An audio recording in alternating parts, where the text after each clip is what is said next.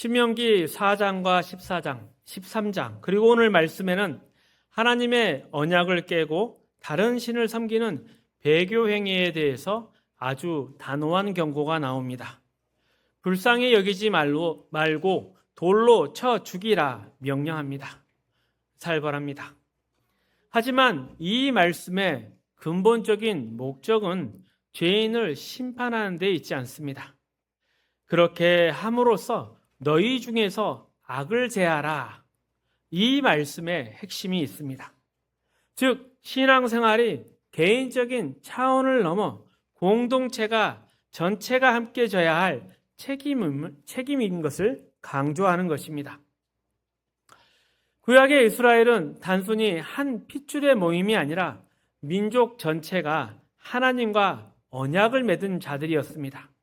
그래서 이스라엘의 사회와 문화 속에서 하나님의 영광과 거룩함을 지키고 그 수준을 유지해야 할 책임이 있었습니다. 그리고 이러한 공동체적 책임은 오늘날 교회에서도 아주 중요하게 다뤄져야 합니다. 그래서 교회도 한 개인이 설교 듣고 헌금 내고 돌아가는 곳으로 끝나지 않습니다. 교회라는 공동체 안에서 서로 마음을 합하고 함께 일하며 책임 있는 구성원으로 자라나야 합니다. 이런 맥락에서 교회 안에서 잘못이란 함께 하나님 나라를 향해 나아가는 과정에서 화합하지 못한 것이라 하겠습니다. 쉽게 말해 교회 안에서 너무 단독적으로 행동을 하거나 옆 사람과 보조를 맞추지 못하는 것이라 하겠습니다. 비유를 하자면 한쪽 다리가 짧다는 것은 다른 쪽 다리가 너무 긴 것이 문제가 될 수 있다는 것입니다. 서로의 발걸음을 맞추는 것이 그만큼 중요합니다. 안타깝게도 한국교회는 함께 가는 훈련이 부족한 편입니다. 교회 사업이나 전도, 구제 같은 일은 효율적으로 잘하지만 공동체가 거룩과 사랑으로 서로 돌봄과 용서로 그리고 기다림으로 하나 되는 일에는 익숙하지 않습니다. 또 이 일을 할 때도 세상 기준으로 능력 있는 사람을 앞세우고 있습니다. 하지만 교회가 갖추어야 할 진정한 모습은 일을 잘하는 데 있지 않습니다. 겸손과 양보, 또 권면과 자비, 그리고 긍휼을 실천하며 모두가 함께 어우러져서 거룩함을 지키며 하나로 나아가는 것이 무엇보다 중요합니다. 세상에는 눈에 보이지 않는 많은 과시가 있습니다. 돈이나 지위뿐만 아니라 출신이나 외모 등 여러 가지 이유로 남을 판단하고 무시합니다. 그런 야박한 세상이지만 누가 뭐라 해도 나를 이해하고 내 편이 되어주는 딱 한 사람만 있다면 그것은 세상 살아가는데 큰 힘이 되는 것입니다. 내가 가진 신앙의 뜻과 목표로 이 험한 세상을 넉넉히 이겨내기는 어렵습니다. 우리에게는 서로 따뜻한 위로와 내 편이 되어줄 사람들이 꼭 필요합니다. 그런 역할을 해야 하는 곳이 바로 가정이고 교회입니다. 그렇기 때문에 이 가정과 교회를 깨뜨리는 치명적인 문제들에 대해서는 반드시 단호해야 합니다. 먼저 가정을 깨뜨리는 가장 치명적인 원인은 서로에 대한 신뢰가 무너지는 것입니다. 이 부부간의 신뢰를 방해하는 것은 무엇이든지 제거해야 합니다. 그래서 외도는 단순한 윤리나 도덕적 문제를 넘어 부부라는 인격적 결합 자체를 깨뜨리고 서로에 대한 사랑과 존경을 짓밟는 행위기에 가장 큰 제약이라 할 수 있습니다. 또한 교회는 주님을 머리로 모시고 그분에게서 나오는 진리와 생명, 말씀을 바탕으로 세워지는 것입니다. 내 자신을 증명하려고 모인 단체가 아니기에 공동체성을, 하나됨을 해치는 문제에 대해서는 단호하게 대해야 합니다. 그래서 교회에는 권징이라는 것이 있습니다. 잘못한 사람을 벌주거나 조직의 힘으로 처단하는 것이 목적이 아닙니다. 무엇을 소중히 지켜야 하는지 그것을 다시 일깨워주기 위한 장치입니다. 그래서 권징은 개인의 복수나 상대방을 제거해 이익을 얻으려는 수단이 되어서는 안 됩니다. 그래서 오늘 말씀은 사건을 철저히 조사해라. 두세 증인이 꼭 있어야 한다. 이런 단서를 두고 있는 것입니다. 그리고 신명기 13장에서도 이러한 원칙을 찾아볼 수 있습니다. 함께 읽어봅니다. 너희 가운데에서 어떤 불량배가 일어나서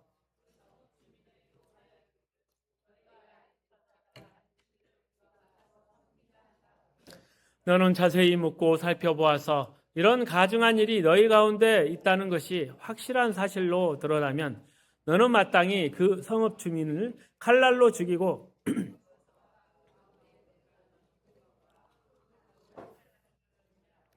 또 그 속에서 빼앗아 차지한 물건을 다 거리에 모아놓고 그 성읍과 탈취물을 전부 불살라 내 하나님 여호와께 드릴지니 그 성읍은 영구히 폐허가 되어 다시는 건축되지 아니할 것이라.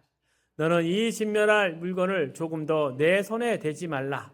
그리하면 여호와께서 그의 진노를 그치시고 너를 긍휼히 여기시고 자비를 더하사 내 조상들에게 맹세하심 같이 너를 번성하게 하실 것이라. 아멘. 진멸할 물건에 조금도 내 손을 대지 말라. 엄중한 경고가 나옵니다.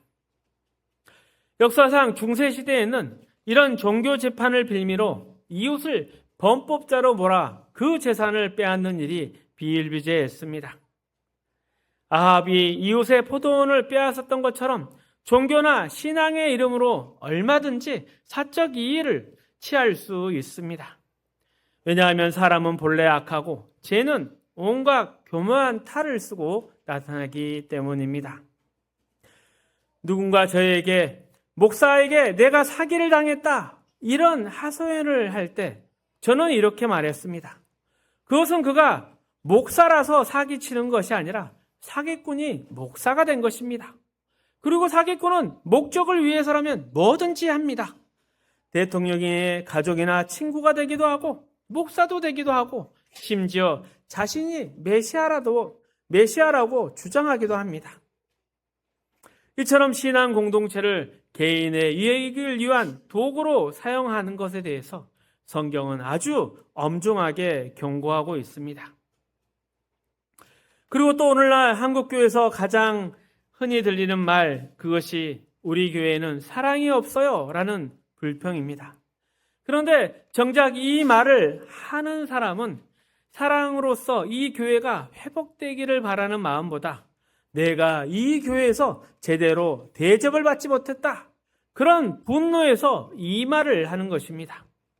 우리 교회는 사랑이 없으니 망해야에 인상을 쓰면서 비난하고 떠나갈 뿐이지 사랑이 없으니 나부터 먼저 웃으며 인사해야겠다, 이렇게 말하는 사람은 보기가 어렵습니다. 만약 내가 속한 공동체에서 어떠한 약점을 발견했다면 그것을 비난하기보다는 그 빈자리를 내가 직접 채우는 것이 필요합니다. 구멍 뚫린 뚝을 칼로 막았던 네덜란드의 소년처럼 책임감을 가져야 합니다. 그저 남의 잘못을 탓하며 거봐 구멍 났잖아 하다가 결국 다 같이 휩쓸려 죽어서는 안 되는 것입니다. 또 법과 원칙을 세우고 시행할 때에도, 교회를 할 때에도 개인적인 복수나 이익이 섞이지 않도록 얼마나 조심해야 되는지 잊지 말아야 합니다. 이처럼 우리의 신앙생활은 내 개인 하나의 책임을 넘어 공동체적이라는 사실을 우리는 반드시 기억해야 합니다. 그 대표적인 예가 갈라디아서 6장에 나옵니다. 함께 읽어봅니다. 형제들아, 사람이 만일 무슨 범죄한 일이 드러나거든 너 자신을 살펴보아 너도 시험을 받을까 두려워하라. 너희가 짐을 서로 지라. 그리하여 그리스도의 법을 성취하라. 이 말씀 가운데 범죄한 자를 바로잡으라. 이것은 단순히 잘못을 교정하라. 이런 의미를 넘어섭니다. 여기서 바로잡는 것은 고장난 것을 고치고 치유하고 회복시킨다는 뜻까지 담고 있습니다. 마치 부러진 팔을 부목을 대고 목에 걸치어 치료하는 것과 같습니다. 우리 목에서 목이 가장 고생하지 않습니까? 무거운 머리를 온종일 이고 다녀야 합니다. 그래서 팔이 부러져서 부목을 대고 목에 건다 생각해 보십시오. 하지만 우리의 목은 절대 불평하지 않습니다. 왜냐하면 부러진 팔을 잘라 내버리는 것이 아니라 어떻게 해서든지 낫게 해서 원래대로 되돌려야 하기 때문입니다. 팔은 팔 하나로 존재하는 것이 아니라 몸 전체의 일부이기 때문입니다. 팔이 혼자라면 부러진 순간에 끝이겠지만 몸이 전체로 하나로 이룬다. 그리고 그 몸이 서로를 위해 있다. 이런 것 때문에 회복에 희망이 있는 것입니다. 마찬가지로 한 사람이 죄를 짓거나 잘못에 빠져도 그것으로 끝나서는 안 됩니다. 우리는 그를 치유하고 위로하며 권면할 수 있는 신앙 공동체이기 때문입니다. 한 몸입니다. 우리가 우리 몸을 아껴서 조금만 기침을 해도 병원을 가고 배가 조금만 불편해도 세심하게 살피는 것처럼 공동체 안에서 누군가 아파할 때 그 사람 개인의 문제로만 치부해서는 안 됩니다. 몸 전체가 하나가 되어서 그 고통을 함께 나누고 서로 돌봐야 합니다. 에베소서 2장에서는 이러한 공동체의 원리를 설명하고 있습니다. 함께 읽어봅니다. 너희는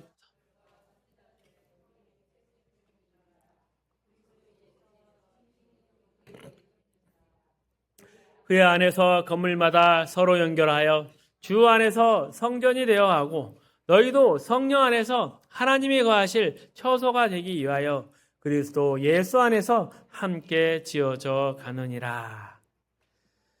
함께 지어져 가느니라. 여기서 함께 지어져 간다는 말은 돌로 축대를 쌓는 모습과 비슷하다고 합니다. 뭔가 규격화된 벽돌을 차곡차곡 쌓아 올리는 것이 아니라 울퉁불퉁 자연숙으로 축대를 쌓으려면 옆에 있는 돌과 모양과 균형을 맞추기 위해서 서로 조금씩 양보를 해야 합니다. 어느 한쪽이 삐죽 튀어나면 다른 한쪽이 들어가야 하는 것처럼 서로 자기를 낮추고 맞춰가야 합니다. 하나의 거대한 축대를 완성해가는 과정과 같습니다. 또한 달리기 할 때도 마찬가지 아닙니까? 다리만 튼튼해서는 안 되고 심폐 기능도 조화롭게 함께해야 하며 팔도 열심히 흔들어야 합니다. 함께 가야 한다. 이 가치를 잊지 말아야 합니다. 이런 조화를 통해서 공동체가 건강하게 세워져 가는 것입니다. 예수님께서도 우리를 구원하시기 위해서 우리의 몸을 입고 이 땅에 오셨습니다. 그리고 우리의 모든 연약함을 직접 겪으셨습니다. 그래서 예수님은 완전히 우리의 편이 되어 주셨고 우리의 입장을 다 이해하시며 언제나 함께하고 계십니다. 예수님께서 당신 편한 대로 독재적인 왕이 되신 것이 아니라 우리를 위해서 우리와 함께 우리의 연약함을 직접 경험하셨습니다. 그래서 우리와 하나가 될 수 있었습니다. 이러한 예수님과 우리의 거룩한 연합을 에베소서는 이렇게 설명을 합니다. 함께 읽어봅니다. 남편들아,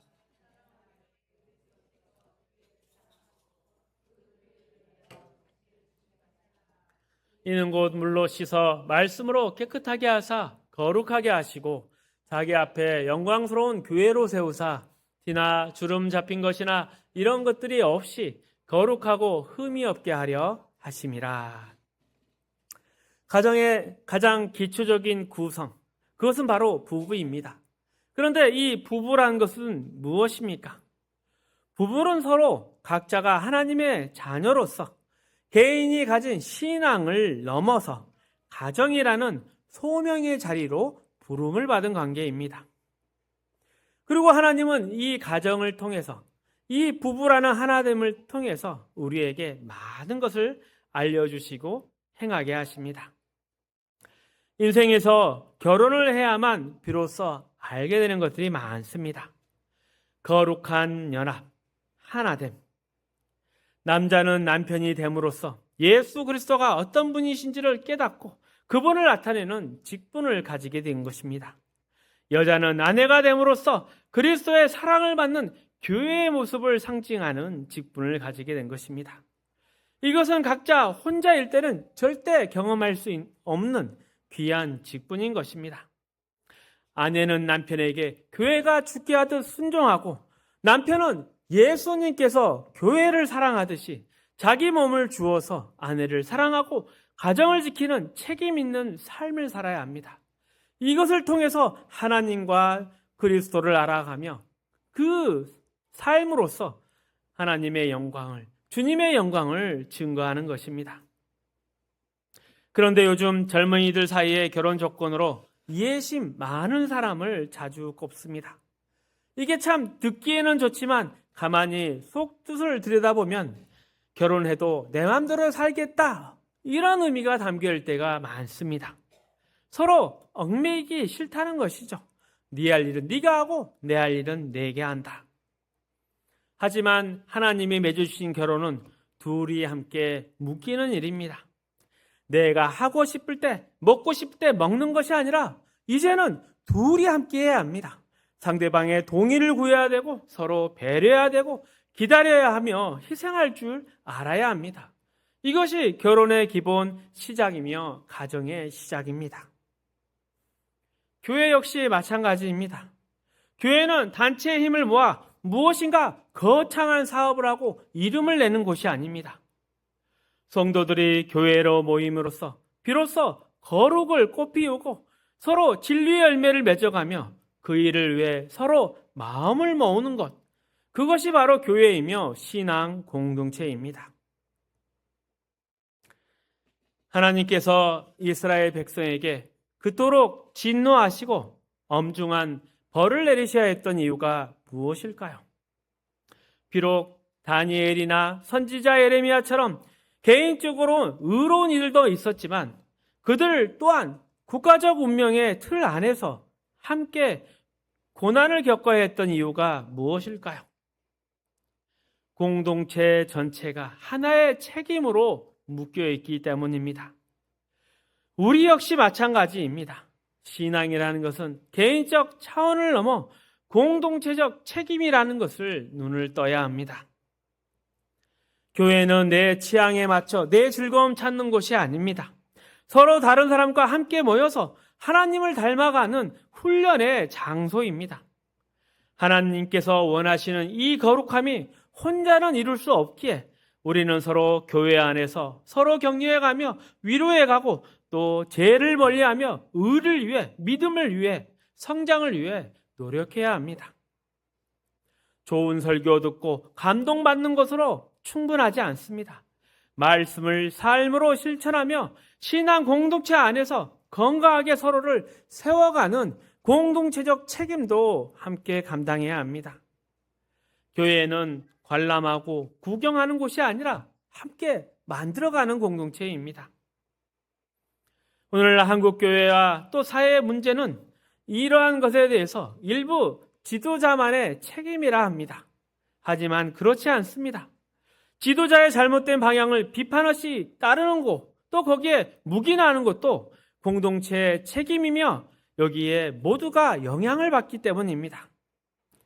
그러므로 공동체의 각 한 사람은 하나님 앞에서 자신의 책임을 바르게 감당하며 하나님의 뜻을 구하며 함께 하나로 지어져 가는 이러한 책임과 성숙함이 필요합니다.